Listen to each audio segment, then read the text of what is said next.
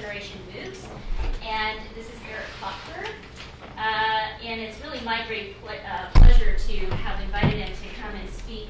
So he's a professor at MIT's Media Lab, where he runs the Scheller Teacher Education Program and the Education Arcade, which simultaneously houses all of these programs, 20 postdoc researchers, graduate students, all working on cutting-edge digital environments and resources for use in formal and informal educational spaces. So all You're of off this camera. work, You're off camera. It's good. I'll get there. I'll just move my mouth as if I'm saying these things. So all this work has been funded by notable organizations such as the National Science Foundation, the Department of Homeland Security, NIH, Hewlett, Gates, and many more. There's over 30, as I learned today, 30 grants that he's had in this very illustrious career. So he's authored three books, over 100 articles, book chapters, and proceedings, consulted all over the world to help develop and investigate the use of computational tools in education. So I've known Eric for about 15 years, maybe a little bit longer. And throughout this time, what I've really admired about him is his ability to see into the future and to anticipate and then capitalize on affordances of digital platforms for learning. He is a renowned expert in educational games, mobile devices, simulations, and augmented reality technologies, among other things. And today, he'll be talking to us about his latest forays into the design and delivery of MOOCs. So please join me in welcoming Eric. Thanks for that introduction. And thanks for having me here. Just to give you a little bit of a preview for what I'm going to do here, the title of my talk may or may not actually match what you saw on posters, and I probably would change it if I could even today, because this is such a rapidly evolving field. And there's lots of questions that are surrounding the use of MOOCs, the development of MOOCs. I'm here to say I don't have the answers to any of those questions. But what we do have is sort of insights from lots of different fields that we're using to help design our own MOOCs, and hoping to use that work in and of itself to help advance our understanding of how people can and do learn in these environments. So, quick overview of my talk today. I'm going to start by trying to get this to work, and then give up. Use the space bar, maybe. Nope. Weird. Oh, nice. Let's try this again. There we go. Okay. So I'm going to start about sort of my perspective on where learning has been and where it is today, and a little bit of where it could be tomorrow. Try to build some of our own understanding from where we've been in the MOOCs, which has a relatively short history, and computer-supported collaborative learning, which has a much longer history. Talk about the design that we've done in our own courses. We're developing 4 courses that I'll talk about, and some of our goals for those courses. A big part of those courses and part of my talk today will be about how we build community in MOOCs. So this inherits some ideas from CSL. It isn't CSCL, but it is inherits some ideas from that. Specifically, we're looking at how we use community to generate peer feedback, and how we use discussion forums and groups to help people work together and to generate ideas. And then I'm going to talk at the very end about how we sort of get engineers and educators to be able to maybe be a little bit more on the same page as we're thinking about development and research around these platforms. The platform, as we call it in our own, this collection of 4 courses, they're all around educational technology and games, and we call this collection EdTechX. It's sort of a working title for now, and that's my lame Minecraft font. So if you've ever been to any talk in the last 5-10 years, particularly from startups in the educational technology space, they often start off with a slide like this. This is how learning has been for a long time. This is a picture from long ago. It's in black and white. You can tell it's from long ago. This particular one is from MIT in a lecture hall that we have. It's our biggest lecture hall on campus. And they say, and today, learning looks pretty much the same. It's the same lecture hall. People are learning pretty much in the same way. And then we often sort of say, well, okay, so how should learning look? And oftentimes the next slide, which people don't necessarily explicitly put in there, is they think about this as the next stage of learning. So we've moved from the lecture hall to the lecture hall to the lecture hall. And we except now it's more digital and even in more colors than it is before. And really, sort of when we take MOOCs, what we're really doing is basically doing the same thing. We've sort of maybe moved a little bit beyond, like we're going to do this all in Second Life, and we're going to have people have avatars. But really, when we're doing things in MOOCs, we're sort of having this same sort of lecture style that we've had for a really long time. And in fact, it's even getting worse, perhaps, because when we move into this style, we get rid of all the other people in the room, and now I'm the only person in the room. So I don't even have somebody to turn next to me necessarily and talk to, whether it's productive or counterproductive conversation. It's still no one there to be able to help generate those ideas. And that's really what we have here. We have the classroom of one where I'm learning from this lecture all by myself when I'm in most of these environments. So we can think about, this is the way I think about educational technologies. Educational technologies sort of have some quantitative changes and some qualitative changes that they can induce. Quantitative changes are things like efficiency, scale, cost. Educational technologies have been good at sort of doing these sort of things for a while, and those are the things that often survive. On the other side, we have qualitative changes that can happen, things that change the pedagogy, the activity, the engagement of students. For the most part, these change who, where, and how many people participate in courses when we're thinking about this on the MOOC level. But on this side, we can change who, which particular people, and how they learn. And the particular people is actually a really important thing that a lot of the MOOCs have missed. So the current MOOCs, the X-MOOCs, as I'll talk about in a second, on Coursera and edX sort of exist sort of more on this end of things. They're using technologies to change the quantitative aspects of education.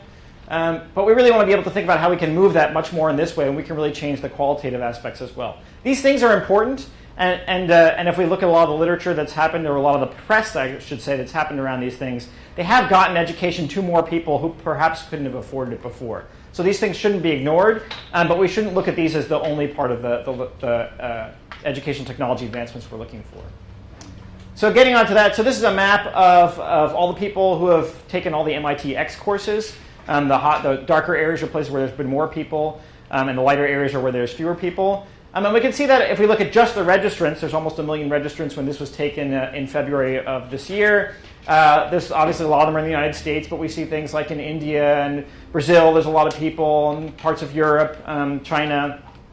We see that this is being at least registered from people all over the world, 192 countries. So that's a big number there. But this is the number of certificates that were earned. So we see here things like we've now earned 27,000 certificates. So these are people who completed the courses and did it well enough to earn a certificate. So this is a 6.4% certificate attainment. So it's a really low level of people who actually go through and complete the courses. So if we're thinking about the change that this can have in the world, probably that change needs to be someone more than registering for the course. If you've used any of these, it simply means that like I've clicked, I want to take this course. Typically, if you want to see, hello. Typically, if you want to see anything about the course, even if you want to see the syllabus, you have to click that button that says register for the course. So those numbers are unrealistically large in terms of what we're seeing there. So we're only down to 6.4%. So this is MIT X registrants. Of these, 64% have bachelor's degrees already. So in terms of who we're reaching, not even just where we're reaching, but who we're reaching a population that's typically already well educated. They're people that have already learned how to succeed in some sort of lecture course. They've gotten a bachelor's degree somewhere else. Many of those places have been in lectures like this one, where people have already learned how to learn in those environments. And you can see the distribution of that, where people have bachelor's degrees. That also varies geographically, and there's interesting patterns there as well. So that's a number that really needs to change if we really want to think about that impact that we have on a worldwide basis. So instead, we sort of, again, we want to think about qualitative changes. So qualitative changes means thinking about other ways that we learn and bring pedagogies that have been typically maybe more marginal, at least in post-secondary education, project-based learning, collaborative learning. How do we bring those pedagogies online and enable other people in other places to learn in that way when those people have not had a chance at all to perhaps learn in those ways, at least in formal education?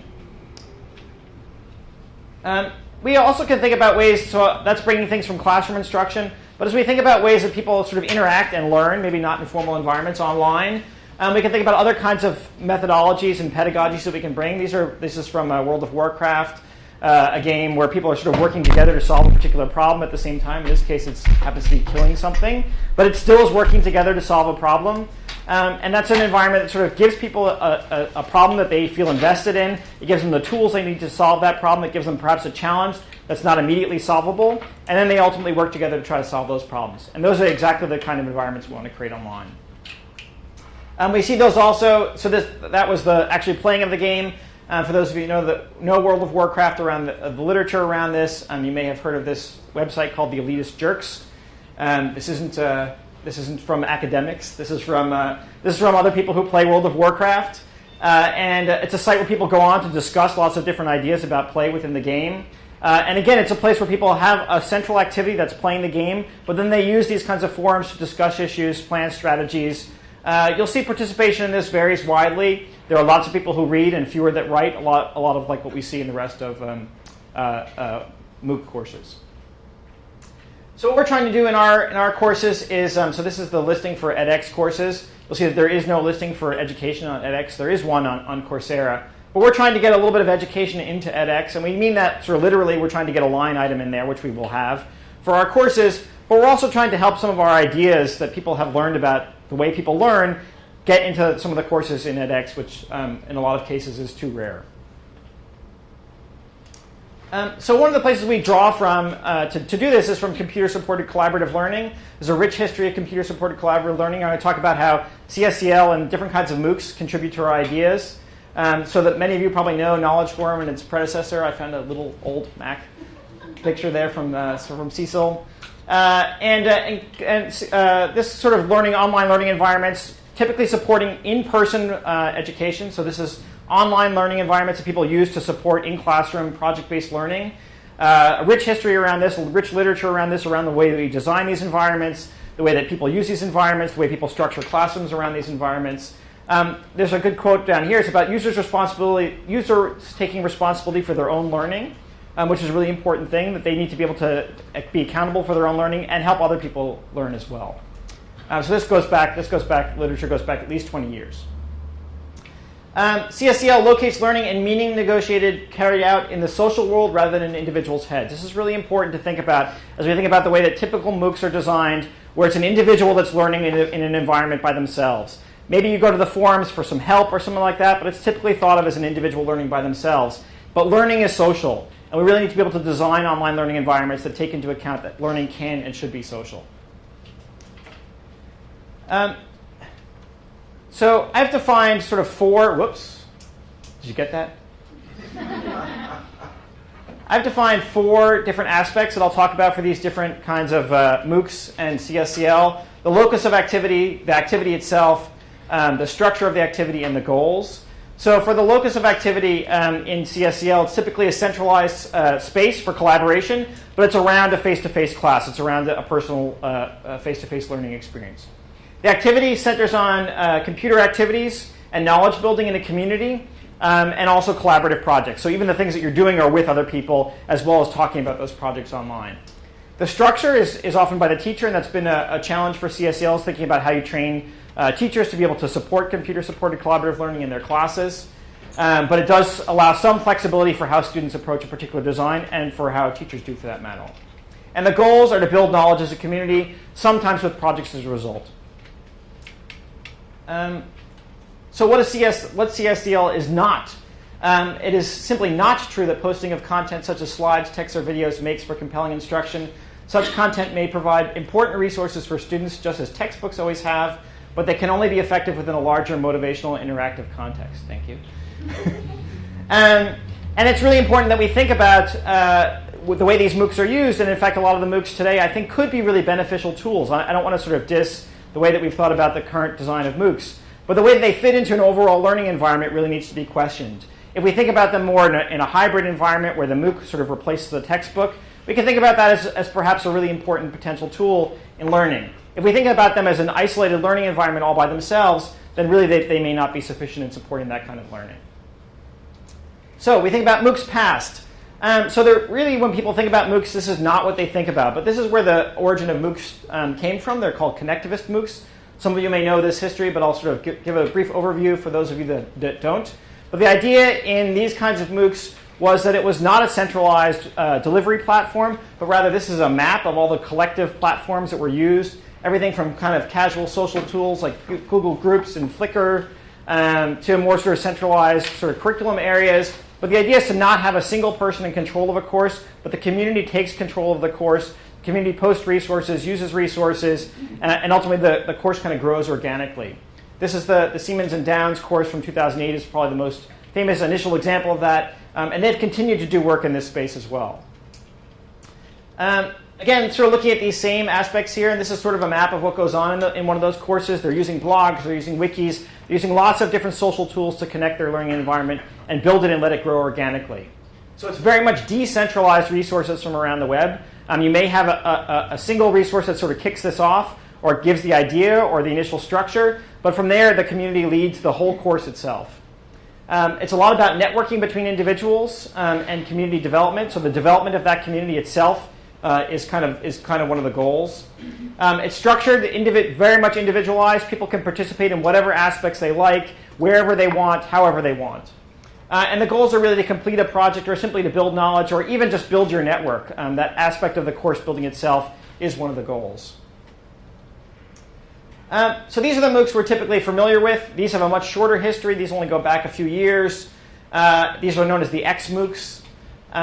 In this case here we have, I'm assuming people are familiar with the nature of these, but it's a very much centralized activity. You're delivered through a single website typically. All of your curriculum, all the videos, everything comes through one place. The activity is very much about learning content delivered through the platform. It's very much of a transmission model. There's weekly syllabi with problem sets, often auto-graded things, some essays and quizzes. As much as possible, people try to reach scale, and for the most part, they've done this in a pretty automated way. And the goals are to pass a course, typically determined by a grade that you might get in that course.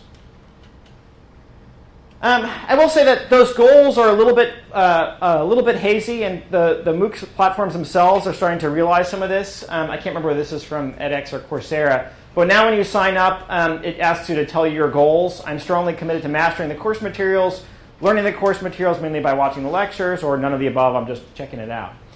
So there's an acknowledgement that when we see these registration numbers and we see people registering for courses, that those numbers aren't an accurate reflection of who's in the course and what they're doing. They're trying to get some measures of why people are taking these courses other than they actually really want to take it. Some people really just want to sort of have some casual understanding of something. They're not really there to take a course, and they might watch a few of the videos, see a syllabus, and sort of register it in the back of their minds for later retrieval. So when we look at learning online, we think about things like CSCL, we think about MOOCs. These have with them history, pedagogy, and research. These are really important aspects that are often ignored as we're developing new learning environments online. And we want to see how some more of that can actually get into the massive online courses that we have. Because these do have scale, they do have technology, and they do have resources behind them right now. And that allows us to both think about them as research tools, which we can use potentially to learn more about the way people learn, and they also allow us to be able to reach more people, and perhaps even in more effective ways. So we want to see some of that going back here to the way we see computer-supported collaborative learning informing this, but we also want to see some of these technologies be able to support CSCL at larger scales. So the way we see our course is sort of as taking a little bit of bits and pieces from each of these different environments. So from computer-supported collaborative learning, we see groups as an important aspect for our courses. We see projects from those environments, and we see the social aspects as important. From connectivist MOOCs, we see about the community as an important goal, and networking in and of itself is an important goal for people taking our courses, or so as we design them. And from XMOOCs, we do think the structure. We have weekly syllabi, the sequence that things go in order, and some of the organization that we have from those environments are what we all use to sort of be able to create this environment we call EdTechX. In turn, we want to see what comes out of EdTechX, and we're still early on in the development, as I'll talk about in a few minutes. The first courses will only come online this fall. But we want to see, in terms of metrics, so we're looking for a more diverse audience. So we're trying to attract people, and I'll talk about this at the very end, but if you look at, I talked about bachelor's degrees, but there's also a lot of gender skew in terms of who people are taking these courses, education, age. There's a lot of skew in terms of who's taking these courses, and we want to be able to attract more diverse audience to our course. We want to see people have greater participation. You saw some of those numbers, about 6% of the people who register actually complete them. I'll talk about some numbers later in terms of forums. There's typically very low numbers of people who actually participate in an active way in these courses. We want to see projects. All of our courses are project-based, and so we're going to be doing some evaluation of some of the projects, and we want to see quality work coming out. And we'll be doing some qualitative research on the feedback from our technologies and our pedagogies ourselves, pulling people from the courses that we'll be able to interview. The question is how we actually do on any of those things. So this is the way we see our course here. So this is I'll talk about this a little bit later. This is our forums. But our locus of our activity is centralized through a single site. So we do have a site that people will come to. It will be on edX. But it's about learning from a community and solely online. So it's different from CSCL in that there is no face-to-face interaction. But there is very much a community aspect which comes from a lot of these more social environments. The activity will involve community formation and networking, as well as focused around particular content. The structure is around weekly syllabi, so much like the existing MOOC courses on edX and Coursera, but there's projects for each of the courses. And you'll participate and create a project. There'll be no grades associated with the course. As I said, we don't have the answers to the questions around MOOCs, and in fact, there's a lot of other people exploring other similar ideas.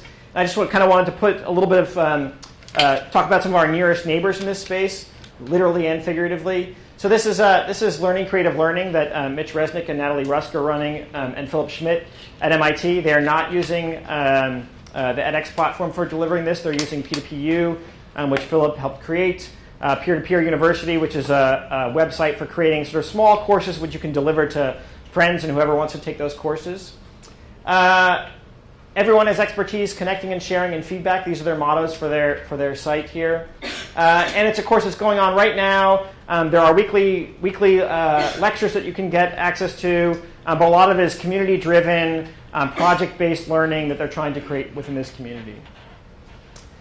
So just to kind of, this is not an actual real numerical graph, but just to give you some sense of what's going on here.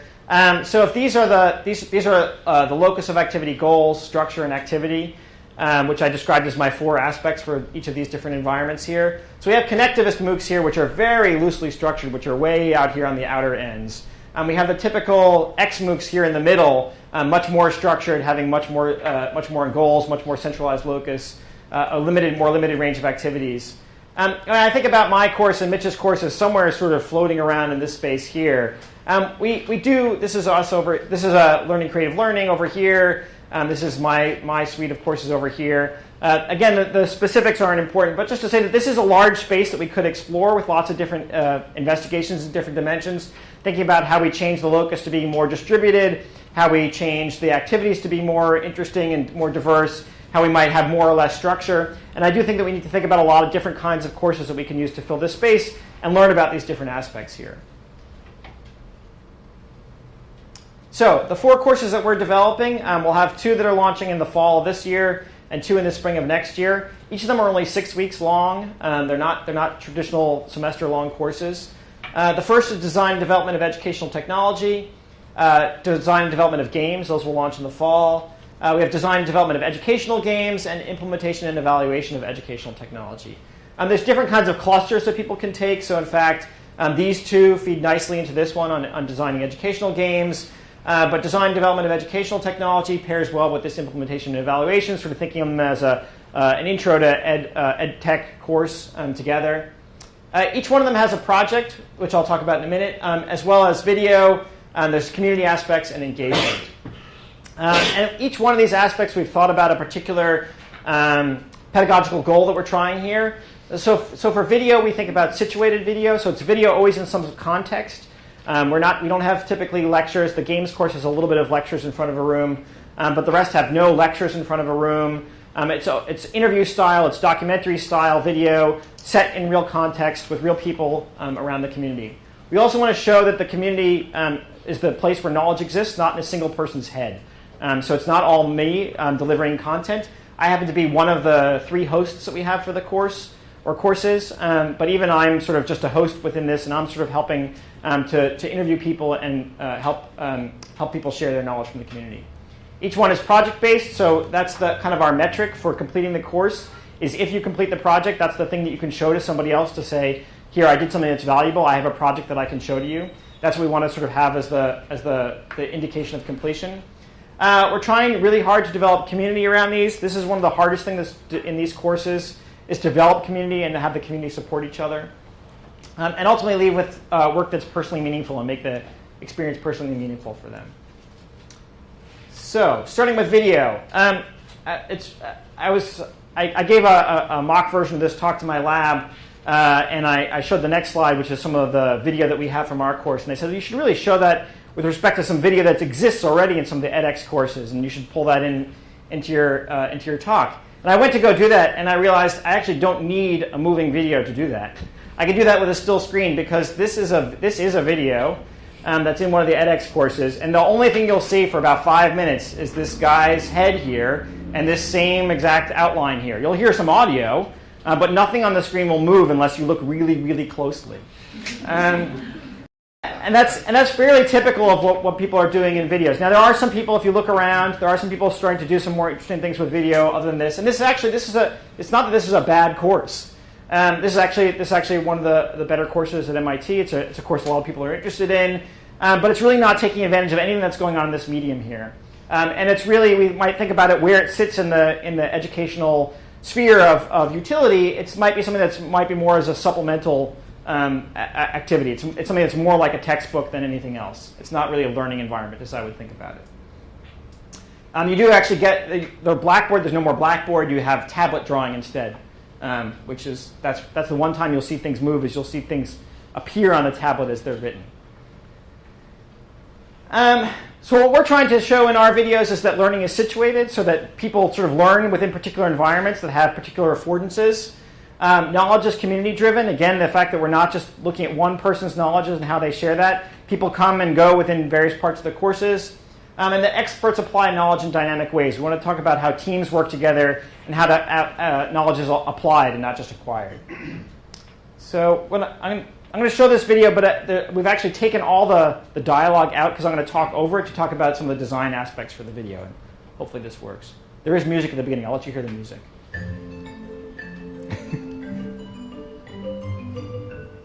So the one important thing that you just saw there was that there's lots of different aspects, lots of different components. We have comparative media studies, we have My Lab, the Education Arcade. We have lots of different communities contributing to this.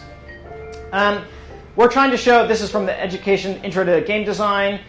We do have some things that we try to share with people, particular facts that we think are interesting, but everything's always sort of situated within a particular place. This is Filament Games in Madison, Wisconsin. It's an important aspect for one of our educational games courses. We do some interviews, but we also sort of go out into the community that see their process of development, all the different people who are involved, what their roles are, how they work together, what people different do in this environment, how they work as a team. But we exist in lots of different places. This is a more academic place, Games Learning and Society, also in Madison. We talk about some of the prototypes that they develop, how they develop those prototypes, how they work with those prototypes, the process of developing those, because those are processes we want to help people learn. And we don't want to sort of convey this as the process for developing prototypes. We talk about similar kinds of experiences in other different locations. So people can learn not just what is the right way to do prototypes, but what are some range of ways of doing prototypes and how do you work those. And we try to be a little bit creative with the video here. And this is me giving introductions to each week. That's the closest thing I do to a lecture, is to give an introduction and overview of that. We do have more familiar faces for some of you in the education community. Try to keep it light. But not too heavily scripted. And again, trying to set context for people in different locations, to talk about how learning happens and how development happens in different locations. You'll see here on the side there was just to show you that was Scott, who's another one of our hosts. So we do have several hosts that are doing the interviews and helping develop the course, not just me. So that's our video. I said projects are another important part. Each of these has a project that's associated with it. For design and development of educational technology, each person needs to create a Kickstarter-style pitch for an educational technology. So they don't necessarily need to get it developed, but they need to have an idea developed well enough to have something that was like a Kickstarter pitch for it. For design and development of games, it's developing a non-digital game and then a digital game using online tools that we provide for them. We're not assuming any programming knowledge coming into these courses. Design development of educational games is to create either a digital game or curriculum for an existing game. In that case, everybody does some of both of those, but everybody sort of then specializes as they go down the line create their final project. You could create either curriculum around an existing game or create a game yourself. And finally, for implementation and evaluation of educational technology, it's about creating a plan for implementing a new educational technology in your classes or in some environment that you've defined. And for each of these, this is for one of the particular classes, but we do have more sort of traditional assignments. The traditional assignments are peer assessed. So here's just some general description of them. Compare and contrast technologies, new and old. Apply a theoretical lens to some experience that you've had. Modify an existing educational technology. Examine a problem in context. All along, you're helping to develop your project right from the start. So you do start on your project right away. Each of these, the sort of peer assessment, our goal is to get people, and I'll talk about this in a minute, to get them good feedback. Really, basically, you either complete the assignment or you don't. There's no grades associated with those, but you do hopefully get feedback along the way. Each of these, you also get feedback along the way, but this is community-oriented feedback, either in the community at large or within a group that you've helped define. And in the end, you focus on your project itself, as shown there. So for two of the courses, design development of games and design development of educational games, we've actually developed an online tool for creating games. So we're not assuming anybody has any experience coming in. It was actually, this was not a goal at the onset of these courses. We thought that we just kind of would find a tool that could fit this need, that people could develop games online themselves. But we didn't have something that fulfilled all of our criteria of having a really low floor for creating them, to have it be really game specific so that people could do things like level design really easily, and have it be all within a web browser. So this is our environment here. We borrow something, if any of you know environments like this, we're borrowing from a platform called Melon, but we're sort of creating an online version of that with a blocks-based programming language. We want it to be very personal so people can import their own assets, be able to personalize the games as they do in a lot of other learning environments like Scratch and in our Star Logo. It's a blocks-based programming language, again, trying to keep the level of entry pretty low, trying to create much more game-like blocks that we can have in here, things like physics, things like different kinds of components that you can include that allow you to do game-like structures really easily. And be able to share things, obviously. That's a really important aspect. So we want people to be able to share within this community and then hopefully be able to share with a larger community after they're done with their games. So as I said here, there's two kinds of feedback that we look for, peer assessment and community feedback. And both of those are sort of pretty weak in existing MOOCs. So we're looking at ways that we can improve both of those. So this is some of the existing, this is actually the existing open response that you can do within the edX platform. You can see here that you can have self-assessments, AI-graded assessments, and peer assessments. And the way that it's a very odd structure right now, you actually have to go through all of those. And the goal of that, it sounds a little bit weird that you have to go through self-assessment, AI assessment, and peer assessment. But the goal here is to create things that are correctly graded. That's their goal. Their goal is to be able to give you a score and to have sort of value in that score, to tell you that that score is correct. So you do get rubrics on here for different amount of point values for different things. There is written feedback for students that you can give, which is unfortunately optional by default, which is where I think the really valuable learning comes from, not from necessarily having these numbers that are up here, but from potentially from written feedback. People have done some research on some of these peer response systems, and the results are pretty encouraging, that you can actually get some reasonable results if you train people to give peer-graded responses. This is one of the original studies here, and there's something like you get 64% agreement. This is some of the feedback from students, at least, in terms of how they like self-assessment and peer assessment. And actually, when courses that use it and value it, the students actually start to think that it's actually valuable to them as well. But again, these are really focused on, with the goal being, blew that up.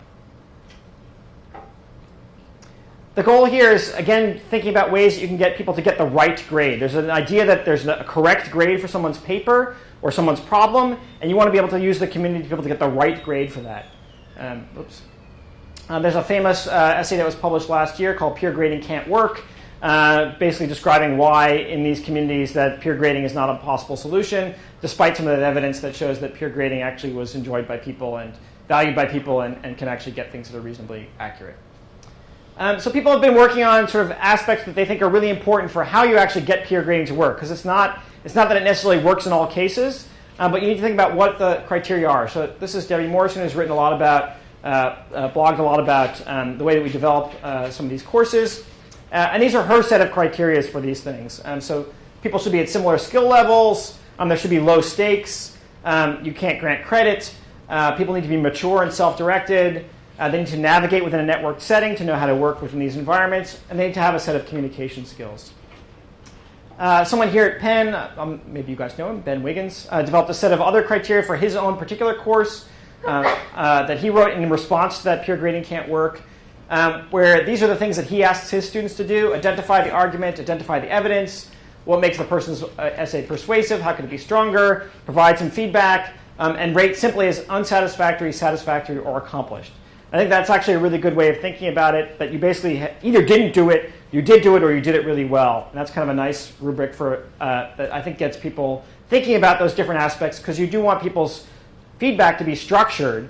If you just ask people to give open-ended feedback, they probably won't give very valuable feedback. If you ask them to sort of structure their responses and rate some things, at least in some way, then the responses that they then give in a written feedback can then be structured around those same things. So one of the things that's I told you that we're not grading in my course, but by default, when you create a course in edX, this is what grading looks like. 0 to 60 is failure. You've probably seen many sort of grading schemes like this. And in my mind, this is really problematic about the way we think about grading within these environments, the way we think about earning credit. Fortunately, you can change this so that you can make pass, fail, and basically if you did anything at all, you can pass the course, and if you don't do anything at all, you can fail the course. And this is more or less like the way we see our course being created, where really participation is the important part, and really having that final project is your key to showing that you've actually done anything valuable in the course. So that gets to thinking about how we think about peer assessment within ours. So we want to focus on feedback and learning and not grades. So we want people to be able to provide valuable feedback to each other. That's going to require some structure and training around useful feedback. And other people have shown that can work. We want to promote value of feedback. So we want to be able to think about how we communicate that to the community itself. It's still a bit of a question to us. We don't want to actually grade their grading. But we want to show them that that's valuable. We're thinking about, I was talking to Susan earlier about badging systems. We currently don't have any badging systems associated with this. I have mixed feelings about badges. But there might be some ways that we think about giving people sort of credit and specialization, and maybe giving people good feedback as one of those. And really thinking about where we can actually structure feedback in smaller groups. So not that you're just getting random things so that go to everybody, but are there ways that we can think about structuring feedback in smaller groups. So discussion forums have been particularly problematic for MOOCs. This is the forums that we have in edX, and the ones in Coursera are not too dissimilar from this. You can see here this is all discussions. This one has 150 votes, I think, and 264 comments.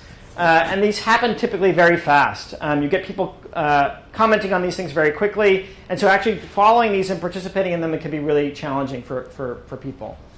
And so what happens here, this is a study of a bunch of the forums in a bunch of the initial Coursera courses. The blue bars here, do I blow this up? Yeah, the blue bars here are people who had more than one post. The red bar are people who had only one post. And the rest of the percentages are people who had no posts at all. And you can see here something like the average is something like 10 or 20% of people actually do any posting. And there's this one bar way out here where like 90% of the people posted. And that's a friend of mine who ran that course. And I asked him what he did in his course to do that. And he said, well, I required it. But he also showed value around it. So that was part of your grade, was your participation. And you had to have a certain number of things that you did. And he actually made sure that it wasn't just about like I posted, but there had to be sort of qualifications for what you did in that posting. I mean, he thought that the feedback that the people got there was pretty valuable. But for the most part, people here are reading, they're not writing. I did talk about that guy. But if we look at other places where communities exist, it's just the volume of things shouldn't necessarily slow the community down. So this is a subreddit on education. For those of you that know Reddit, it's a very active online community, and people do sort of contribute to those communities really in a lot of ways. You look at forums like I already mentioned, the elitist jerks. There's some of these topics here. This one I think has 387,000 replies. And people still come back to these forums. So there's ways that people sort of subgroup within these communities, the way that people think about the frequency at which they post and read, where people are making sense of some of this data in large numbers.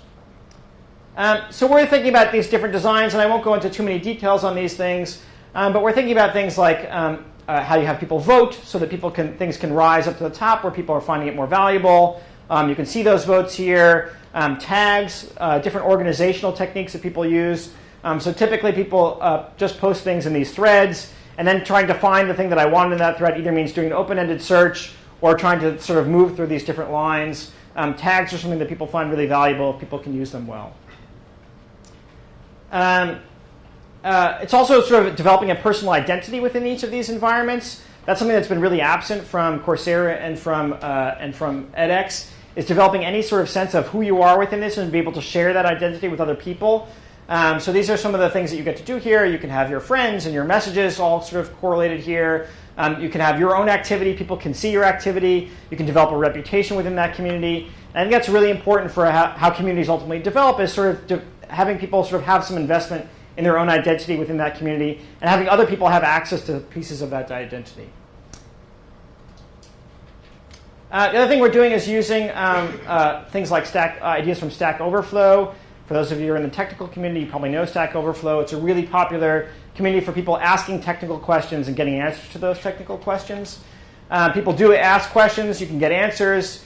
You can look at how many people view those answers. And then people can vote on those answers and decide which ones are correct. And then other people can go back and then look at those answers that were correct and which were voted as correct.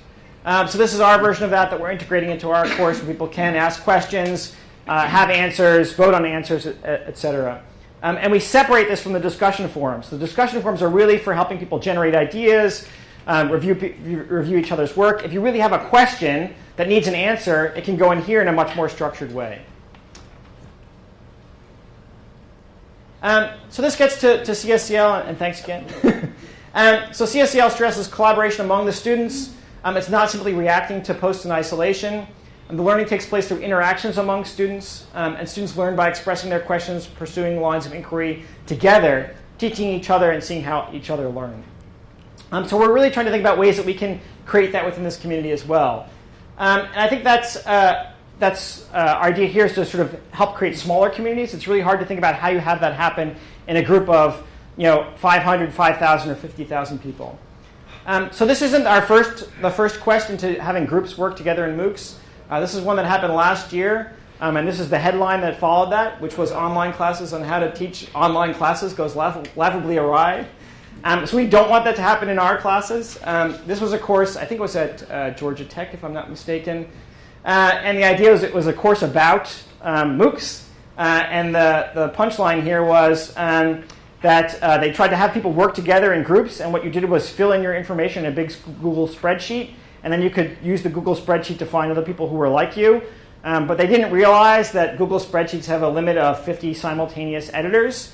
And so after 50 people were trying to use this at once, everybody sort of got that they couldn't access it, and everybody got really frustrated, and everybody left the course, and they shut the course down before it completed. Affordable healthcare. What'd you say? Affordable. It's like affordable healthcare. So this has been shut down. So that's an example I think we don't want to repeat in our own work. Some of that is sort of limits of technical tools, and it's really hard to think about how you then test things at scale. So maybe they tested this with 48 people, which seems like a big number in typical groups, but that wouldn't have helped you run into this, answer this particular question about what was going on here.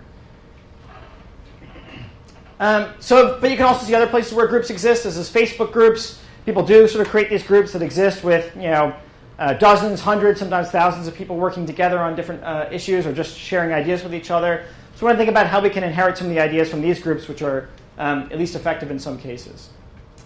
So this is our groups. So you can create a group in our world. It has different components, forums, documents that you can have, members. You can send invites to other people. You can share media with each other. Do I have it on the next page? No, I'm not on the next page. But you can actually create groups that are either open, that allow other people to just join and have those groups be as large as you want.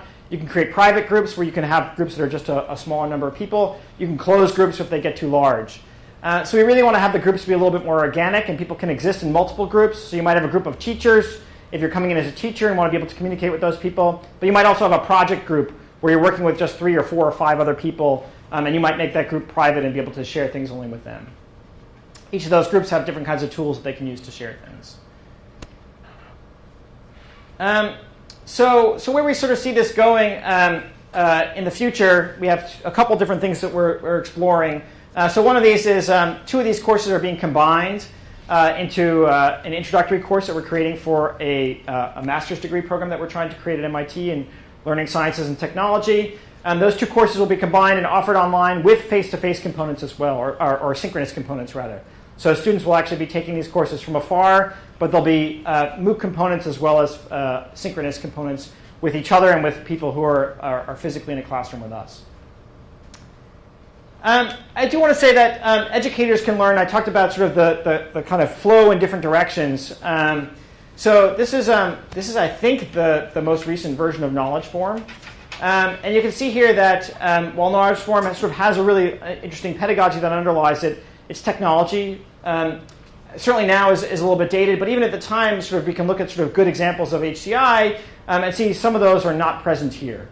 There's 1, 2, 3, 4 windows open at the same time with a menu that's really long. So navigating the space just from an HCI perspective is really complicated.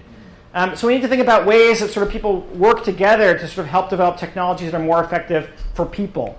So that means informing those things with good pedagogy, but also means informing them with good design. So that's part of one of our goals. We're creating a platform which exists now, but will be launched publicly, I think, next week, called Education Express. It's an online platform for about digital learning. It has a number of different components here: collections, news, reading lists, etc. But our idea for this community is to create a place where we can rapidly distribute information and publications around digital learning. That could mean things that are hybrid face-to-face learning. It could mean things that are totally online. But it means that we get things that are published faster, because right now we're in a field that's moving really quickly, and we don't have a lot of platforms for sharing of those ideas. Specifically, we're interested in ideas where we kind of get those 2 different communities together, where we're getting the educators that have a rich knowledge, and we're getting the people from engineering who have a different set of rich knowledge, and we're getting them to be able to communicate with each other. So part of that, we have a reading list. It sounds a little bit trivial, but as people try to jump into this space, I've talked with many engineers in the last couple of years who are trying to get into this space, who are really interested in doing things effectively within this space, but they don't necessarily know where to begin. So we were trying to create a sort of a reading list that's capped in size. We don't want this to be infinitely large. Capped in size, that's the most useful resources for getting people familiar with some of the research that's going on in this area. So one of the things we actually host here is this is some of the data that came out. Some of you may have seen this, but Harvard and MIT published a bunch of data from some of their courses, trying to give people snapshots of what's going on inside these MOOC courses. So there was, I think, something like 12 courses or something like that were published there with data about those courses, and we're hosting some of that data there now. But one of the things that we've learned from this is that although we've changed I've talked about the change or lack of change on this side of the classroom, I'm going to get back to the lack of change we've seen on this side of the classroom. So again, it's the same people who are taking these courses, whether it's online or face-to-face. We're not really sort of changing who's taking courses. This is Justin Reich, who writes a blog for Education Week, who wrote a post a couple weeks ago, Big Data MOOC Research Breakthrough, Learning Activities Lead to Achievement. So you actually have to, his hypothesis here, or his statement here, is that the research has shown us surprisingly that people who are actively engaged in learning learn more, which is a surprise to a lot of people who are in big data who didn't necessarily know those things. But it's not a surprise to a lot of people who have been in this for a long time. And his ultimate, he calls Reich's law of doing stuff, which I'll let you read here. But basically you have to do stuff to learn. If you just sit and watch stuff, you're not necessarily really going to learn very much. And that's really what's going on here. So again, we haven't changed that front of the classroom, but what that's leading to is a lack of change on the other side of the classroom here. We're not having that more diverse audience. We're not having a more global audience that's really participating in deep ways. We're really not changing the sort of understanding we have about the way we can learn online. So this is the hype cycle that people have talked about with many technologies, but it has come up recently with MOOCs as well, because we clearly I think we went up this peak. I hope we're not still on this peak. I think we've gone up this peak here of inflated expectations. We've kind of fallen down. I think there's been a lot of criticism in the last year of a lot of the MOOCs designs into that trough of disillusionment. And I think we're sort of back on our way up here, where we're hopefully going to get to a place where we can actually be productive with these environments. So with that, I'll say thanks to all the organizations who have helped support us, and thanks for having me here today.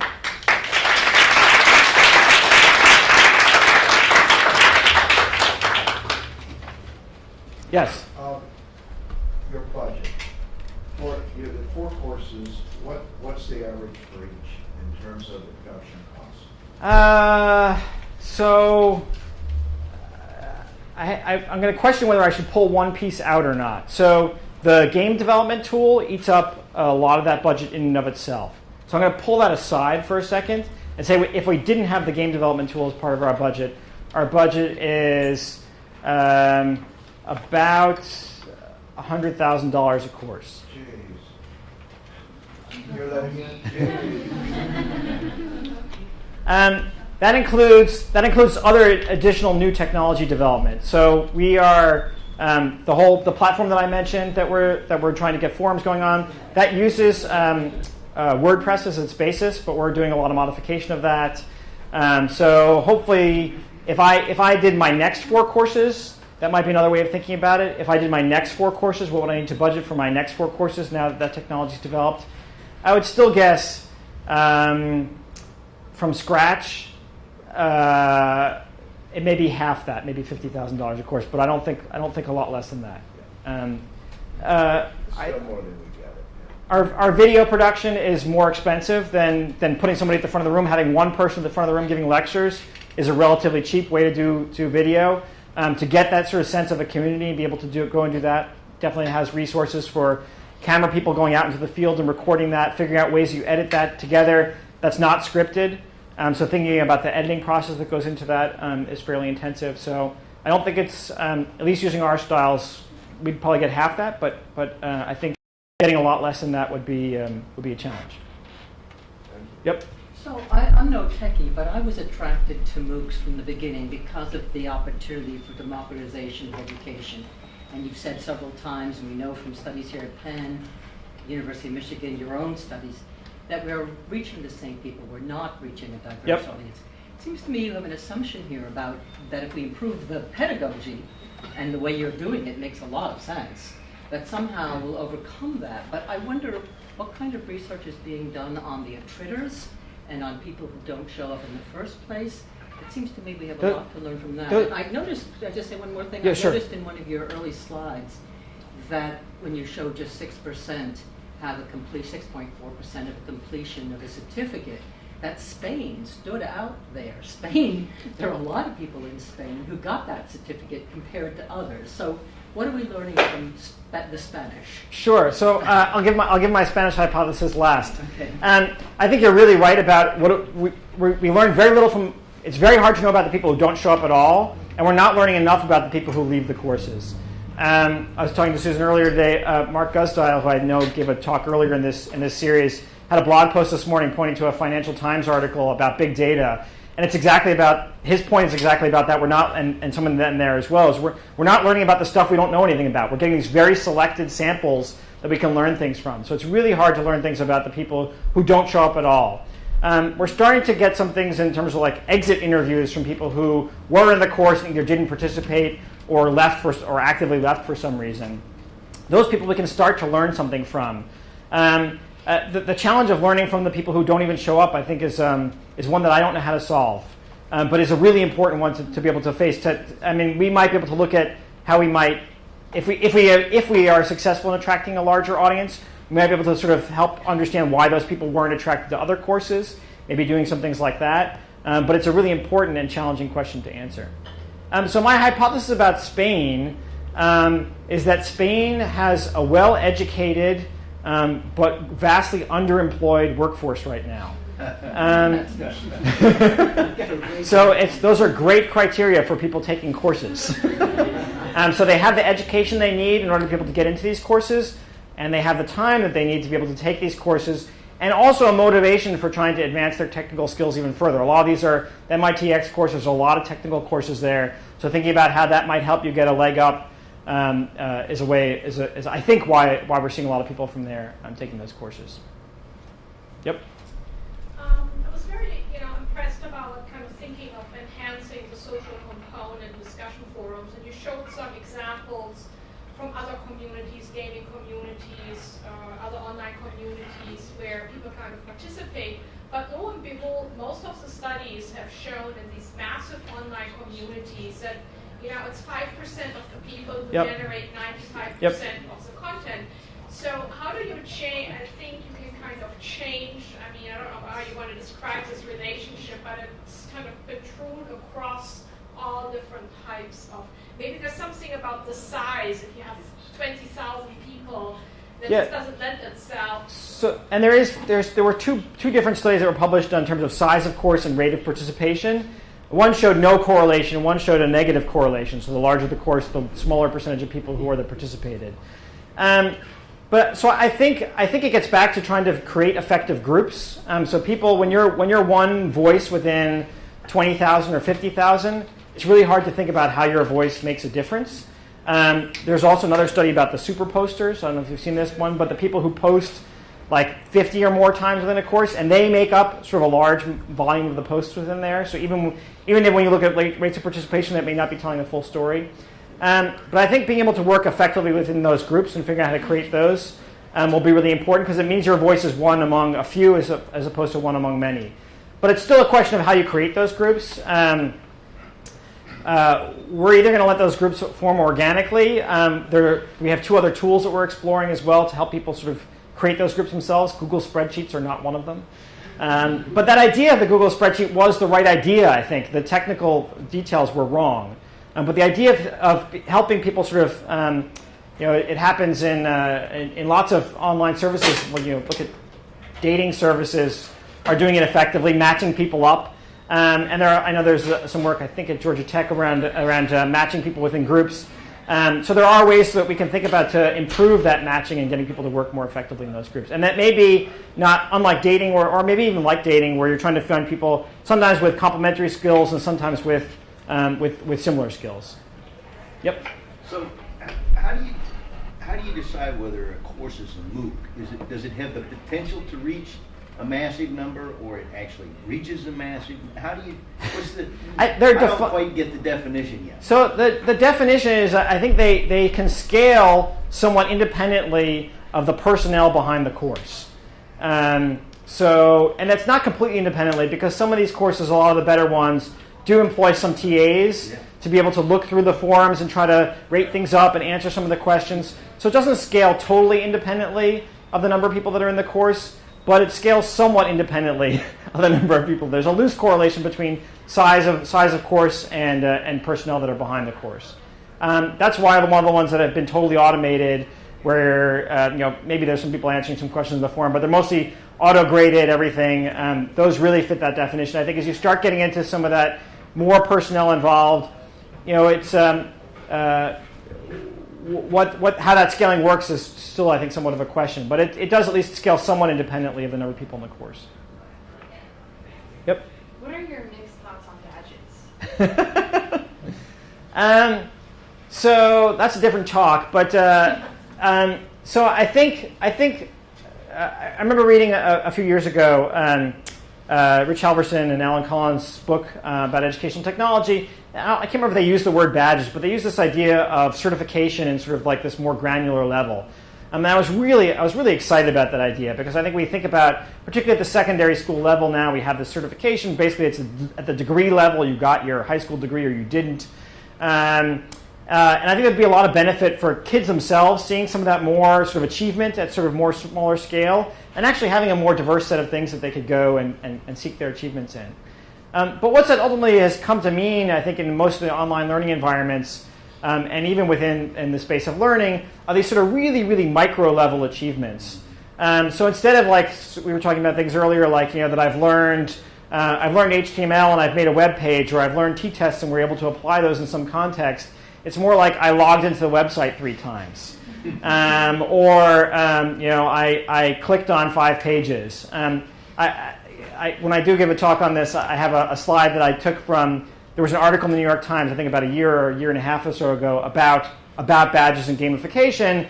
And in that article, you got badges. And one of them was, I got the Scroll King Award for scrolling to the bottom of the page.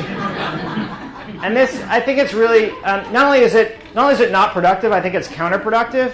Because it's not teaching people any kind of long-term goals. It's not teaching them any kind of metacognition around their own learning. There's a lot of things that we're really being deprived of for this sort of behaviorist training of, I do something and I get an immediate reward. And we know what happens in the long run with those.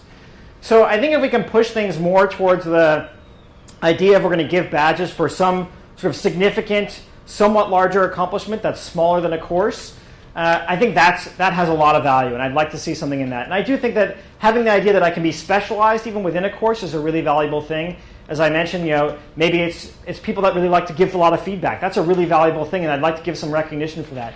Maybe it's people who figure out how to get groups to work together. Maybe it's people who do really great jobs on their assignments, and then maybe they don't do the project. Maybe it's people who do great jobs on the project. I'd like to be able to recognize each of those people in a significant way for the course. I don't how that happens is a bit of a question. There are systems for doing that somewhat automatically based on what happens inside the system, and I'm not sure those are so great yet. But being able to think about ways that we can foster some of that is a really good thing, but I really want to, it gets really muddied with this idea of these really sort of micro level or nano level achievements, which I think are really wasteful. Yep. Can you talk a little bit about how you're going to assess the success of your courses? Yeah, so it is a challenge. I think so. I talked about different criteria in terms of participation. So we want to see we're looking at the sort of fall off curve of people in terms of participation, trying to keep that. It's typically a very rapid fall off curve where we get down to about 10% in a few weeks. So that's one metric. Who the audience is another metric, seeing how we compare to people who are taking other edX courses, trying to both geographically, in terms of education, in terms of all these other aspects, to see whether we can attract a more diverse audience. And then through interviews, trying to interview people who have taken the course, and maybe for people who have either registered or not completed the course, being able to interview them and trying to figure out why they've completed the course, why they haven't completed the course, what aspects of it they find valuable. Eric, Yeah. you mentioned a little bit about when you're assessing the course. So these 4 courses that you're launching this year and 2 next year, what are you doing to sort of circumvent some of the issues that you spoke about that are the faults with MOOCs? Yeah, so I mean, it's these different. It's the videos, it's the projects, it's the social tools, and it's being able to communicate to our audience about the value of those things. So we really want to be upfront about what the course is. What's going to be the expectations that are in those, and why you should take it. And that means there's 2 sides to that. One is if you're someone who just is planning on coming in and just watching some things and learning something, it's probably not the course for you, and we should probably message people about that.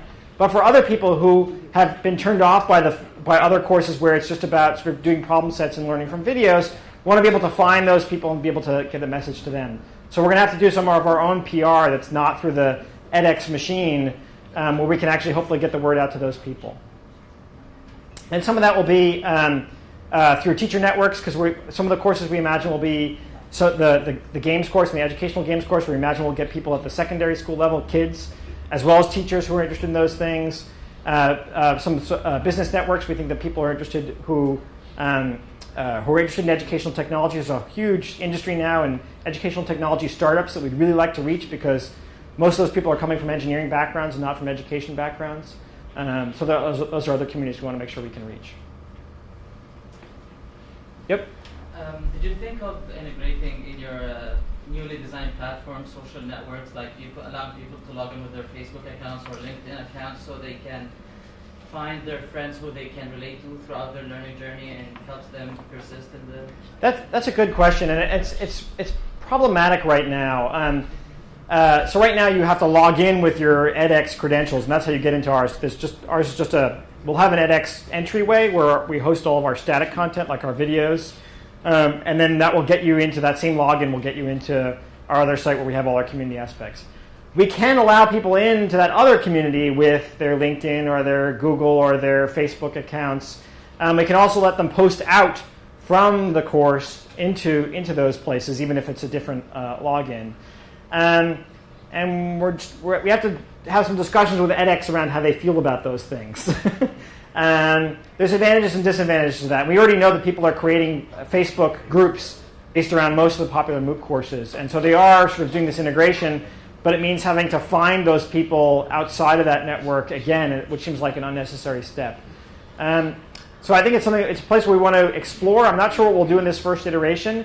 I'm guessing we won't allow logins, but we may allow some of that linking out. So if you have something you want to share through your social network, you'll be able to do that.